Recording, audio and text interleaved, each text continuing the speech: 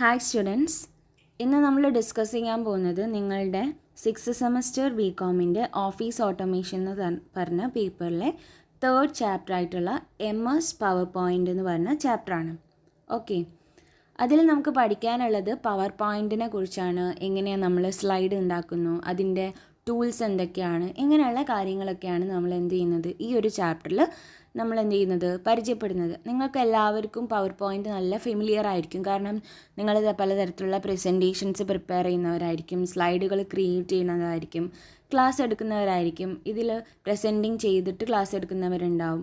നമ്മൾ തന്നെ ഇപ്പോൾ എന്താണ് ഒരു പവർ പോയിൻ്റ് പ്രസൻറ്റേഷനാണ് നമ്മുടെ ഈ ക്ലാസ് മുന്നോട്ട് കൊണ്ടുപോകാൻ വേണ്ടി നമ്മൾ യൂസ് ചെയ്തിരിക്കുന്നത്. അപ്പം നമ്മൾ എങ്ങനെയാണ് ഇതിൽ നമ്മൾ ഓരോ സ്ലൈഡുകൾ ക്രിയേറ്റ് ചെയ്യുന്നത്, എന്താണ് പവർ പോയിൻ്റ്, ഇങ്ങനെയുള്ള കാര്യങ്ങളാണ് നമ്മൾ എന്ത് ചെയ്യുന്നത് ഈ ഒരു ചാപ്റ്ററിൽ നമ്മൾ എന്ത് ചെയ്യുന്നത് ഡിസ്കസ് ചെയ്യുന്നത്. ഓക്കെ, നമുക്ക് എന്താണെന്ന് നോക്കാം. അപ്പോൾ ജസ്റ്റ് ഫസ്റ്റ് ഇൻട്രൊഡക്ഷൻ ആണ് നോക്കാം. Power point is the most popular presentation program. Power point എന്താണ് ഒരു ഇമ്പോർട്ടൻറ്റ് പ്രസൻറ്റേഷൻ പ്രോഗ്രാം ആണെന്ത് പവർ പോയിൻ്റ് എന്ന് പറയുന്നത്. Okay, which allow the user to create, edit and show beautiful presentation with the help of slides. Okay, അപ്പോൾ ഈ ഒരു power point programme കൊണ്ട് എന്തൊക്കെ ചെയ്യാം യൂസേഴ്സിന്? അവർക്ക് എന്ത് ചെയ്യാം? ക്രിയേറ്റ് ചെയ്യാം, എഡിറ്റ് ചെയ്യാം, അതേപോലെ അതായത് അവർ ക്രിയേറ്റ് ചെയ്തിട്ടുള്ള പ്രസൻറ്റേഷൻ ബ്യൂട്ടിഫുള്ളായ രീതിയിൽ അവർക്ക് എന്ത് ചെയ്യാം? ക്രിയേറ്റ് ചെയ്യാൻ പറ്റും. അവർക്ക് ആവശ്യമായിട്ടുള്ള എഡിറ്റിംഗ് നടത്താം. എന്നിട്ട് എന്ത് ചെയ്യാം? ഒരു അടിപൊളി സ്ലൈഡുകൾ എന്ത് ചെയ്യാൻ പറ്റും? അവർക്ക് പ്രസൻറ്റ് ചെയ്യാൻ പറ്റും എന്നാണ് ഈ ഒരു പ്രസൻറ്റേഷൻ ടൂൾ കൊണ്ടുള്ള ഉപകാരം. The user can combine the text and graphics multimedia to support a presentation. അതേപോലെ തന്നെ ഇതിൻ്റെ മറ്റുള്ള ഉപകാരം എന്താണ്? യൂസേഴ്സിന് ടെക്സ്റ്റുകൾ തമ്മിൽ കമ്പൈൻ ചെയ്യാൻ പറ്റും. ഗ്രാഫിക്സ്, പിക്ചേഴ്സൊക്കെ എന്ത് ചെയ്യാം? ഈ ഒരു പ്രസൻറ്റേഷനിലേക്ക് ആഡ് ചെയ്യാൻ പറ്റും. അതേപോലെ മൾട്ടിമീഡിയ സപ്പോർട്ട്, വീഡിയോസ് ആയിക്കോട്ടെ, ഓഡിയോസ് ആയിക്കോട്ടെ, ഇതെല്ലാം എന്ത് ചെയ്യാം? ഇതിലേക്ക് ഇൻക്ലൂഡ് ചെയ്തുകൊണ്ട് അവർക്ക് എന്ത് ചെയ്യാം? നല്ല ഒരു ബ്യൂട്ടിഫുൾ പ്രസൻറ്റേഷൻ നടത്താൻ പറ്റിയ ഒരു സ്ലൈഡ് ക്രിയേറ്റ് ചെയ്യാൻ എന്തുകൊണ്ട് പറ്റും? ഈ ഒരു പവർ പോയിൻ്റ് എന്ന് പറഞ്ഞിട്ടുള്ള ഈ ഒരു സോഫ്റ്റ്വെയറിനെ കൊണ്ട് നമുക്ക് പറ്റും. ഈ ഒരു സോഫ്റ്റ്വെയർ നമുക്ക് പ്രൊവൈഡ് ചെയ്യുന്നത് MS ആണ്. ഓക്കെ, മൈക്രോസോഫ്റ്റ് ആണ്. മൈക്രോസോഫ്റ്റിൻ്റെ ആണ് എന്ത് പവർ പോയിൻ്റ് എന്ന് പറയുന്നത്. MS പവർ പോയിൻ്റ് ആണ് നമുക്ക് ഇത് ചെയ്യുന്നത്. ഇറ്റ്സ് എ പാക്കേജ് ആണ് MS സോഫ്റ്റ്വെയറിൻ്റെ. MS എക്സൽ ഉണ്ട്, MS പവർ പോയിൻ്റ് ഉണ്ട്, MS വേർഡ് ഉണ്ട്. ഇതൊക്കെ നിങ്ങൾക്ക് ഫെമിലിയർ ആണ്. അപ്പം ഇത്രയാണ് എന്ത് പവർ പോയിൻ്റ് എന്ന് പറഞ്ഞാൽ. ഒന്നും കൂടി പറയാം. PowerPoint is the most popular presentation program which allow the user to create, edit and show beautiful presentation with the help of the slides, and the user can combine the text, graphics and multimedia to support a presentation. Okay, next നമ്മൾ നോക്കുന്നത് features of the power point ആണ്. എന്തൊക്കെയാണ് features, power പോയിൻറ്റിൻ്റെ പ്രത്യേകതകൾ എന്തൊക്കെയാണെന്നാണ് നോക്കുന്നത്. First one is an visual impact ആണ്. Okay, നോക്കാം. Power point presentation provide much visual impact to audience.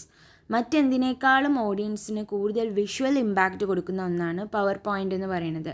അതായത് PowerPoint allow using images, audio, video to have a great visual impact. നമുക്കൊരു great visual impact കിട്ടാൻ വേണ്ടിയിട്ട് നമുക്ക് ഈ power point പ്രസൻറ്റേഷനിൽ എന്തൊക്കെ use ചെയ്യാം? ഇമേജസ് ഉൾപ്പെടുത്താം, ഓഡിയോസ് യൂസ് ചെയ്യാം, അതേപോലെ വീഡിയോസ് യൂസ് ചെയ്യാം. ഇതെല്ലാം ഉണ്ടായതുകൊണ്ട് തന്നെ നമുക്ക് എന്താണ് ഒരു ഗ്രേറ്റ് വിഷ്വൽ ഇമ്പാക്റ്റ് നമുക്ക് എന്ത് ചെയ്യുന്നുണ്ട്? ഈ ഒരു പവർ പോയിൻ്റ് കൊണ്ട് കിട്ടുന്നുണ്ട്. നെക്സ്റ്റ് കണ്ടൻറ് ഷെയറിംഗ് ആണ്. Content sharing is the another feature of the power point presentation. നമ്മൾ ഇതിൽ പ്രിപ്പയർ ചെയ്തിട്ടുള്ള കണ്ടൻറ്റ് നമ്മൾക്ക് എന്ത് ചെയ്യാം? വേറെ എവിടെയെങ്കിലേക്കും ഷെയർ ചെയ്ത് വെക്കാം. നമ്മളുടെ കയ്യിൽ നിന്ന് അഥവാ മിസ് ചെയ്ത് പോവുകയാണെങ്കിൽ നമുക്ക് ഓൺലൈനിലൂടെ എന്ത് ചെയ്യാൻ പറ്റും? ഇതിനെ റിക്കവർ ചെയ്തെടുത്ത് കാണാൻ പറ്റും എന്നാണ് പറയുന്നത്. അതാണ് കണ്ടൻറ് ഷെയറിംഗ് എന്ന് പറയുന്നത്. നെക്സ്റ്റ് കൊളാബറേഷൻ ആണ്. Collaboration, PowerPoint allow us to work with other people in a collaborative manner. ഒരു കൊളാബറേറ്റീവ് മാനേഴ്സിൽ പീപ്പിൾസിന് വർക്ക് ചെയ്യാൻ പറ്റിയ ഒന്നാണ് പവർ പോയിൻ്റ് എന്ന് പറയുന്നത്. നെക്സ്റ്റ് ഫ്ലെക്സിബിൾ ആണെന്ന് പറയുന്നു. ഫ്ലെക്സിബിൾ ആണെന്ന് പറയാൻ കാരണം നമുക്ക് എന്താണ് ഡിഫറെൻറ്റ് വേയിൽ നമുക്ക് എന്ത് ചെയ്യാൻ പറ്റും? ഈ ഒരു പവർ പോയിൻ്റ് പ്രസൻറ്റേഷനിലൂടെ നമുക്ക് കമ്മ്യൂണിക്കേറ്റ് ചെയ്യാൻ പറ്റും. ഓക്കെ, ഞാനിപ്പോൾ കമ്മ്യൂണിക്കേറ്റ് ചെയ്യുന്ന രീതിയിലായിരിക്കില്ല മറ്റൊരു വ്യക്തി നിങ്ങളോട് ഈ ഒരു പ്രസൻറ്റേഷൻ വഴി നിങ്ങൾക്ക് കമ്മ്യൂണിക്കേറ്റ് ചെയ്യുക. അതാണ് ഫ്ലെക്സിബിൾ ആണെന്ന് പറയുന്നത്. നമുക്ക് ഇഷ്ടമുള്ള രീതിയിൽ എന്ത് ചെയ്യാം, നമുക്കിതിൽ കമ്മ്യൂണിക്കേറ്റ് ചെയ്യാൻ പറ്റും. അതേപോലെ നമുക്ക് എന്ത് ചെയ്യാൻ പറ്റും, നമുക്ക് സ്ലൈഡുകൾ എന്ത് ചെയ്യാം, കസ്റ്റമൈസ്ഡ് ആയിട്ട് നമ്മുടെ നീഡിനനുസരിച്ച് നമുക്ക് സ്ലൈഡുകൾ ഫിറ്റ് ചെയ്യാനും ഈ ഒരു പവർ പോയിൻറ്റിൽ സഹായിക്കും എന്നാണ് പറയുന്നത്. ഓക്കെ, ഇത്രയുമാണ് എന്ത് പവർ പോയിൻറ്റിൻ്റെ ഫീച്ചേഴ്സായിട്ട് പറയാനുള്ളത്. നെക്സ്റ്റ് നമ്മൾ ഡിസ്കസ് ചെയ്യാൻ പോകുന്നത് പവർ പോയിൻറ്റ് 2010 ആണ്. ഓക്കെ, 2010 മൈക്രോസോഫ്റ്റ് പവർ പോയിൻറ്റ് 2010 കുറിച്ചാണ് നമ്മൾ പറയാൻ പോകുന്നത്. ആദ്യം നമ്മൾ യൂസ് ചെയ്തിരുന്നത് 2007 ആയിരുന്നു. ഇപ്പം 2010 കുറിച്ചാണ് നമ്മൾ പറയുന്നത്. With Microsoft power point 2010 we can create dynamic and high impact presentation that can include animation, narrations, images, videos, slideshows can be enhanced with the clip art, smart art diagrams, tables and chart. ഇങ്ങനെ ഈ ഒരു Microsoft power point 2010 എന്ന് പറഞ്ഞ വിഷനിൽ ഒരു dynamic and high impact presentation നമുക്ക് എന്ത് ചെയ്യാൻ പറ്റും, ക്രിയേറ്റ് ചെയ്യാൻ പറ്റുന്നുണ്ട്. കാരണം ഇത് എന്തൊക്കെ ഇൻക്ലൂഡഡ് ആണ്, ആനിമേഷൻസ് ഉണ്ടാവും, അതേപോലെ നരേഷൻസ് ഉണ്ട്, ഇമേജസ് ഉൾപ്പെടുത്താം, വീഡിയോസ് യൂസ് ചെയ്യാം, പിന്നെ സ്ലൈഡ് ഷോകൾ ഉണ്ടാവും. സ്ലൈഡ് ഷോകൾ ക്ലിപ്പ് ആർട്സ് വഴി നമുക്ക് സ്ലൈഡ് ഷോകൾ ഉണ്ടാക്കാം. അതേപോലെ സ്മാർട്ട് ആർട്ട് ഡയഗ്രാംസുകൾ വരയ്ക്കാൻ പറ്റും. അതേപോലെ ചാർട്ടുകൾ, ടേബിളുകൾ, ഇതൊക്കെ നമുക്ക് അതിൽ എന്ത് ചെയ്യാൻ പറ്റും, ക്രിയേറ്റ് ചെയ്യാൻ പറ്റും എന്നുള്ളതാണ്. അതുകൊണ്ട് തന്നെയാണ് ഇതിന് ഹൈ ഡൈനാമിക് ആയിട്ടും അതേപോലെ ഹൈ ഇമ്പാക്റ്റ് പ്രസൻറ്റേഷൻ നമുക്ക് പ്രൊവൈഡ് ചെയ്യുന്നുണ്ട് ഈ ഒരു മൈക്രോസോഫ്റ്റ് പവർ പോയിൻറ്റ് 2010 എന്ന് പറഞ്ഞിട്ടുള്ള വേർഷൻ.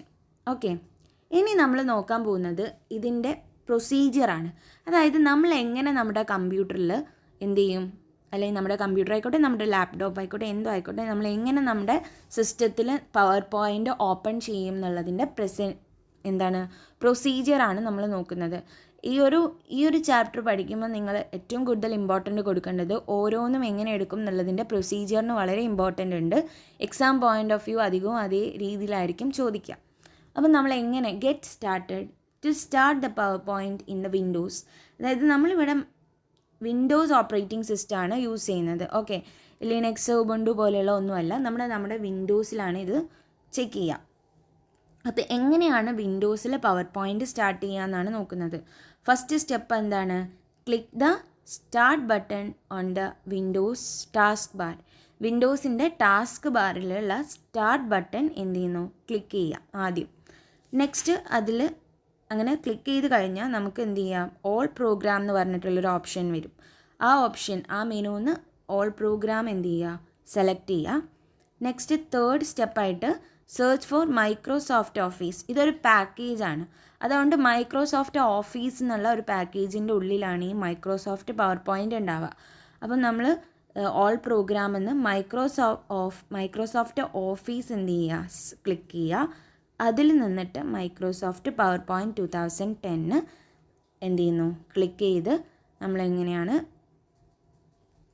അത് ഓപ്പൺ ചെയ്യുന്നത്. ഓക്കെ, അപ്പോൾ ഇങ്ങനെയാണ് നമ്മുടെ പ്രസൻറ്റേഷൻ, അതായത് പവർ പോയിൻ്റ് ഓപ്പൺ ചെയ്യുന്ന പ്രൊസീജിയർ. ആദ്യം നമ്മൾ start button, then all programs, പിന്നെ മൈക്രോസോഫ്റ്റ് ഓഫീസ്, പിന്നെ എന്താണ് മൈക്രോസോഫ്റ്റ് പവർ പോയിൻറ്റ് 2010.